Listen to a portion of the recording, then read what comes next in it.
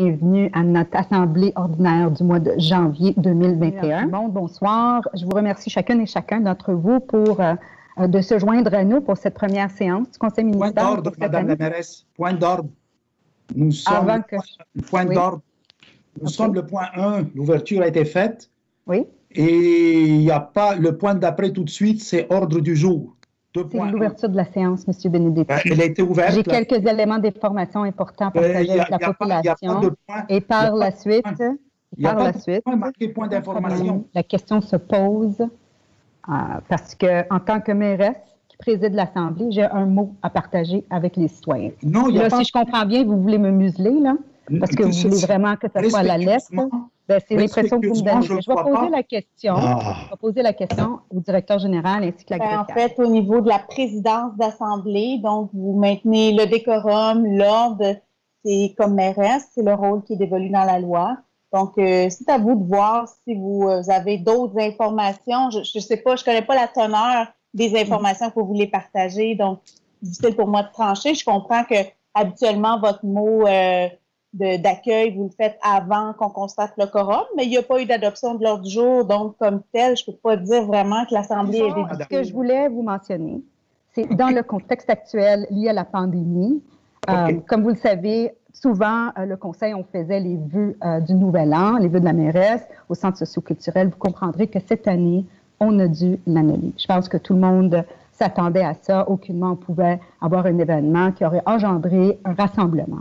Mais malgré tout cela, je tiens à vous souhaiter bonne année, heureuse année 2021, et je pense que c'est la même chose pour tous les élus du Conseil municipal. On vous souhaite tous santé, que ce soit au rendez-vous, que vos familles ainsi que celles et ceux qui vous sont chers, que tout se passe bien pour l'année 2021. En tout cas, on souhaite que ce soit un peu différent de l'année qu'on vient de passer. Il y a eu un événement que je voulais quand même vous mentionner parce que c'est important. Nos organismes à but non lucratif sont venus en aide lors d'un sinistre qui a eu lieu dans les Haines. Imaginez-vous la nuit du 24 décembre 2020. Il y a un bâtiment qui a complètement mis au feu et plusieurs familles étaient sans logement avec des jeunes enfants. Et la Ville de Brossard a sollicité 4 organismes communautaires qui sont venus en aide. Fait que je tiens à les mentionner parce que c'est important. La Fondation Alphonse Lepage, la Fondation d'entraide de Brossard, la Maison d'entraide Saint-Alphonse et la Maison internationale de la Rive-Sud sont venus aider. Et puis, c'est grâce à leur implication rapide et efficace que ces familles ont pu être hébergées rapidement, qui ont pu remplacer leurs biens endommagés parce que c'était vraiment une perte totale pour chaque personne qui était dans l'immeuble. Et ils ont pu trouver ou entamer les démarches pour trouver un autre logement, que ce soit de façon temporaire, le temps que tout ça suivi. Donc, pour moi, je pense que nos cœurs étaient avec eux. Et je le dis pour moi, mais je suis convaincue que tous les élus sont d'accord aussi. Ça a vraiment démontré un dynamisme de nos organismes communautaires. Et puis, on a vu aussi que le Croix-Rouge a été un service très, très, très important. En ce qui traite la vaccination COVID, je veux juste vous mentionner qu'il y aura plusieurs sites de vaccination. On n'a pas encore de détails spécifiques à partager avec la population, mais on sait que ce sera gratuit pour le COVID-19. Et ça va être effectué seulement par le Programme québécois d'immunisation. Excusez-moi, j'articule un peu mal. Mais on sait que c'est prioritaire pour les gens qui sont à risque, les gens âgés de 70 ans et plus, et les gens qui habitent dans des CHSLD. Vous pouvez bien sûr aller chercher l'information à québec.ca. Ce soir, ça va être voté, mais quand même avec l'accord de tous les membres du Conseil, tout le monde était d'accord d'en parler, puis c'était le report des taxes municipales. Je sais que d'autres villes le font, mais nous, vraiment, on fait un report de 8 mois pour le premier versement de taxes municipales. Fait que je trouve que c'est tout à fait louable de la part du Conseil d'avoir accepté. C'est un prolongement important parce qu'on voit les répercussions sur la santé financière de la population et des entreprises de Brossard. On pensait que c'était la moindre des choses à faire, et surtout dans ce contexte de pandémie sans précédent. Et donc, report de 8 mois, premier versement, on espère que ça va vous donner un coup de main. Un autre élément qui va être à l'ordre du jour plus tard, dans le fond, il y a eu l'avis de motion qui a passé déjà. Là, ça va être mis en œuvre, dans le fond, du changement réglementaire pour le secteur BMPET. Je sais que les conseillers affectés sont très, très, très heureuses, moi-même aussi, parce que c'est les dernières étapes pour changer, dans le fond, amener les changements réglementaires sur les plans d'implantation et d'intégration architecturale qui va s'insérer dans le milieu bâti résidentiel de ces secteurs-là. C'est quelque chose qui a été quand même très bien réfléchi suite à plusieurs consultations. On avait commencé avec Léa et là, ça continue. Et je sais que tout le monde est très, très, très heureux que tout ça soit exécuté dans une cohérence avec ce qui l'entoure. Fait que je tiens à dire bravo aux élus du conseil municipal là-dessus. Fait que là, ça ne va pas être trop long. J'arrive à ma conclusion. Je voulais juste vous dire que depuis le début de cette pandémie, notre priorité a toujours été la protection du personnel de la ville, la protection des citoyens, de toute la population brossardoise. Et je fais appel à vous, à votre sens de responsabilité, pour toujours respecter les normes, les mesures sanitaires et surtout, bien sûr, suite à l'annonce du premier ministre, le couvre-feu, qui est un nouveau pour nous aussi, pour freiner la propagation du virus. Et puis, nous, dans le fond, on prend acte des nouvelles directives qui nous ont été émises. Je sais qu'il y a eu un peu de confusion par rapport à les bibliothèques, les arénas, ainsi de suite, mais sachez qu'on cherche juste votre bien, on cherche à s'ajuster. Et puis, on va faire tous les efforts pour s'assurer qu'il y a quand même des activités qui plaisent à la population, mais tout en respectant les modalités qui nous sont dictées. Donc, merci beaucoup pour votre attention. Je souhaite tout le monde un bon conseil. Et maintenant, nous pouvons procéder à l'adoption de l'ordre 6.3. Oui, 6.3, il s'agit de modifications à certaines nominations d'élus siégeant sur divers comités et commissions. C'est une affaire nouvelle. D'accord. Madame Allard, oui. Allez-y, s'il te plaît. Oui. Alors, écoutez, moi, je suis un peu perplexe suite à cette demande-là qu'on a reçue aujourd'hui dans les changements de comités et commissions. J'aimerais citer, par exemple, un article du Courrier du Sud qui est émané du groupe d'indépendants qui mentionnait cette semaine que notre première action concrète a été d'apporter des changements à certains comités du Conseil, dont le comité consultatif d'urbanisme, pour nous assurer d'une meilleure représentativité de tous les secteurs. Mais comme... Ça va, je peux continuer? Oui, s'il te plaît. Donc, comment on peut mentionner ceci et voter à 2 reprises pour retirer les membres du CCU qui cumulent la grande majorité des développements immobiliers majeurs de la ville dans leur secteur? Comment ce changement assurera une meilleure représentativité pour les milliers de citoyens qui auront à vivre avec les répercussions de ce manque de considération et d'expérience? Des secteurs qui, je vous le rappelle, vont bénéficier à l'ensemble de la ville. Moi, je dois vous dire que je trouve que ce commentaire sur la représentativité, que ça me dérange énormément aussi sur le manque au niveau du travail et tout ça. J'ai entendu plusieurs mentionner que les anciens secteurs avaient été oubliés. Puis pourtant, depuis mon arrivée au CCU en 2017, je peux vous assurer que nous, les 3 conseillers de l'époque, on avait à cœur la qualité de tous les citoyens.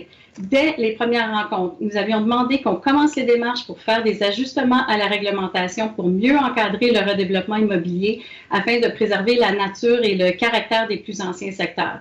Vous aurez qu'à demander aux membres citoyens du CCU, vous avez pu le constater aussi quand on a fait les consultations publiques sur le sujet.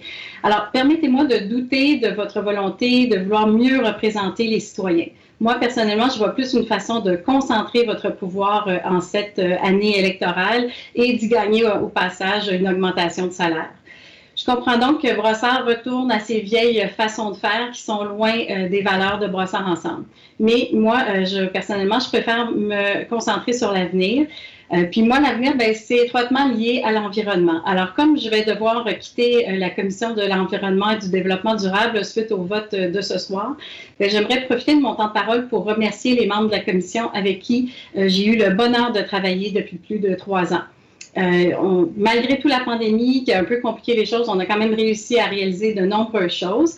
Et quand on parle d'environnement, naturellement, il y a plein de belles initiatives qu'on aurait aimé être capable de faire, mais il a fallu faire des choix. Et puis, fidèle à notre façon de faire, de prendre une approche participative, on a tenu plusieurs rencontres de consultation auprès des citoyens, auprès des membres de la CEDD, afin de mettre de l'avant vos priorités. Une augmentation de salaire substantielle en cette année électorale et de pandémie. Pendant que la Ville cherche à aider les commerçants locaux avec une campagne publicitaire, procède à un 2e gel des taxes en 4 ans et repousse l'échéancier du premier versement des taxes au mois d'octobre prochain, les 6 conseillers indépendants se votent d'une façon éhontée une importante augmentation de salaire. Il n'y a plus aucun élu du CCU qui habite le district 1, soit l'endroit le plus sollicité au niveau des demandes de permis de construction. Cette situation pourrait malheureusement avoir des impacts importants pour les citoyens de ce district. Je passe maintenant la parole à Mme Gagné. Je comprends, M. Golette et Mme Allard, que vous profitiez de cette tribune-là pour vous congratuler, mais j'aimerais savoir, est-ce qu'il y a un président à cette réunion-là quand le vote a été demandé? Là, en tant que présidente, on va clarifier quelque chose. Hein. Je vais poser la question à la greffière si la procédure n'a pas été bien suivie. Où j'ai vu que ça ne fonctionnait pas, c'est quand le vote est demandé puis les gens expliquent lors du vote. C'est pas ça le moment.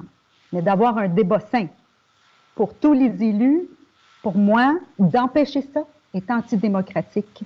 Ce n'est pas dans la nature que le code de régie interne avait été fait. Et je trouve que ce n'est pas à la hauteur du conseil municipal de la ville de Brossard. Mais si vous pensez que j'ai fait une erreur dans la façon de procéder, on va poser la question à la greffière. Nancy Kelling, pouvez-vous me dire si je me suis trompée? Si c'est le cas, je vais me réajuster. Mais est-ce qu'on peut mettre ça au clair? Parce que là, au lieu de débattre le point, parce que finalement, si je comprends bien, les élus ne veulent pas en discuter, mais c'est ça le but. Avant d'adopter le point, il faut passer au débat. Si je me trompe, dites-moi là, s'il te plaît. Mon interprétation est à l'effet qu'il faut permettre tous les commentaires. Puis souvent, à mon tour, je voulais juste remercier tout le monde quand même, malgré le ton. Je pense que ça s'est quand même bien déroulé par rapport à la façon, les règles. Moi, je crois sincèrement que j'essaie de respecter la raison et derrière les articles, la nature pour que le débat soit fait de façon saine. Et je ne cherche jamais à empiéter sur le droit de parole de qui que ce soit. Fait que je voulais quand même mentionner cela.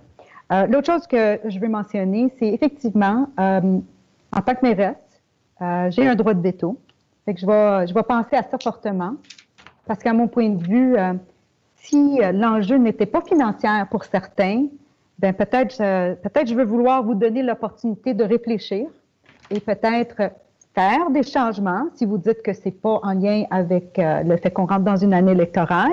Si ce n'est pas le cas, bon, ben peut-être vous pouviez changer les choses sans nécessairement que ça augmente la rémunération de certains. C'est peut-être quelque chose. Fait que, matière à réflexion, mais je peux encore décider, je vais y réfléchir à ce qui traite le droit de veto.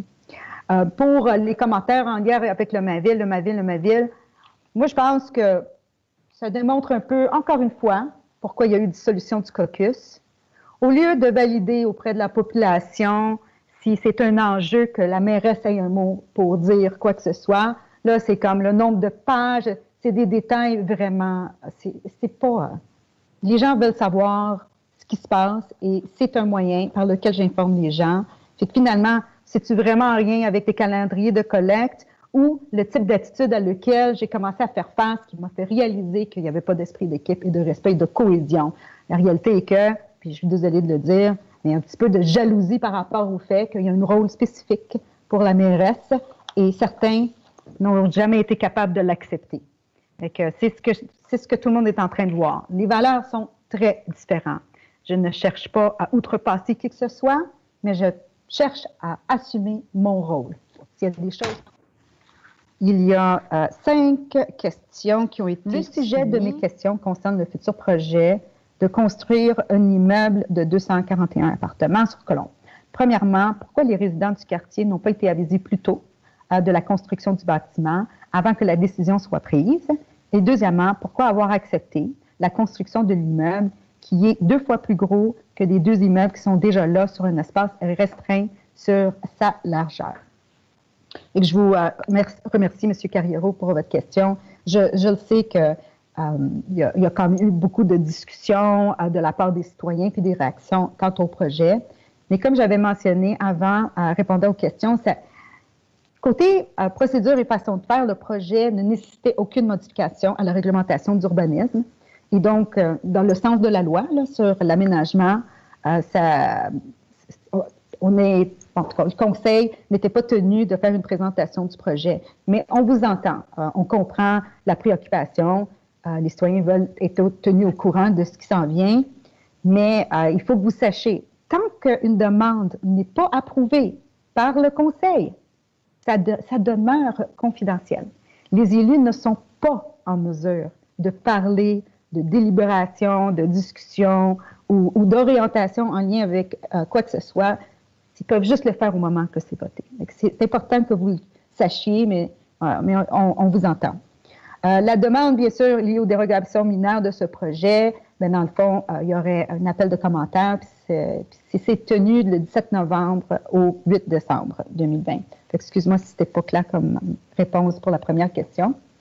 On a reçu plusieurs questions et commentaires sur le projet et comme je l'ai mentionné, il y aura une séance pour répondre à tout cela le 11 février prochain. J'espère, dans le fond, que ça va être une opportunité pour que le promoteur entende vos préoccupations, la Ville l'entende et que vous-même, vous ayez la réponse à vos questions.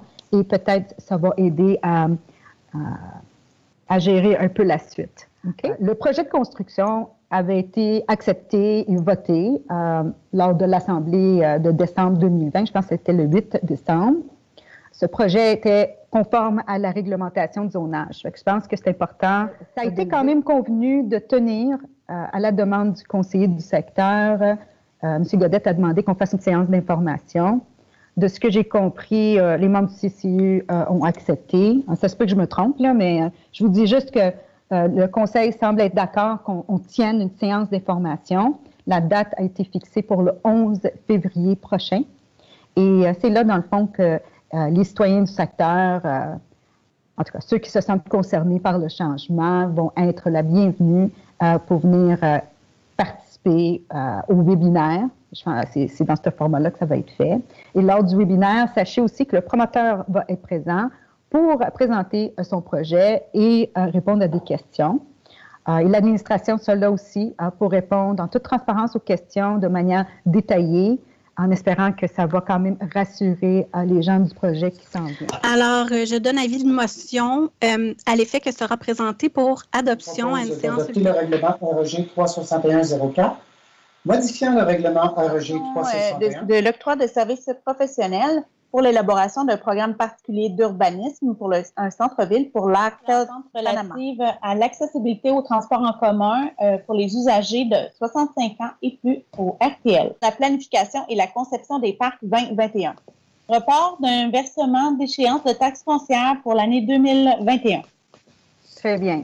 Et dépenses concernant l'acquisition de modules visant la gestion et une simulation de la dette. L'autorisation de travaux d'entretien des passages à niveau public du Canadien national. L'autorisation de participation à un regroupement de l'UMQ concernant l'achat et le service d'épandage d'abattement de couverture d'assurance responsabilité professionnelle au Fonds d'assurance responsabilité professionnelle de la Chambre des notaires du Québec. De sommes pour le financement de projets prévus au programme triennal des mobilisations 2021. Il s'agit d'une proclamation pour un événement qui aura lieu en février. Très bien. Je partage votre opinion. J'ai un enfant au cégep. Sa première année, il n'est pas sorti de la maison. C'est une drôle façon de commencer l'année. Et puis, de mes deux jeunes qui sont au secondaire, il y en a un avant chaque jour et l'autre, c'est un jour sur deux. C'est difficile sur la santé mentale, c'est difficile sur les professeurs aussi. Mais effectivement, les enfants sont tous heureux de retourner pour revoir leurs amis. Et en fait, ils ont comme redéveloppé un amour pour l'apprentissage. Fait que d'un côté, ça a été un côté positif de tout cela. Fait que merci beaucoup pour les commentaires. Concerne un soutien financier demandé par la Maison des Arts Rive-Sud. De l'Association des bénévoles du CHSLD Vigie-Brossard. Demande de soutien financier de la part de Société d'horticulture et d'écologie de Brossard. Demande de soutien financier provenant du groupe Scout de Brossard. Demande de soutien financier, cette fois pour les jardins potagers de Brossard.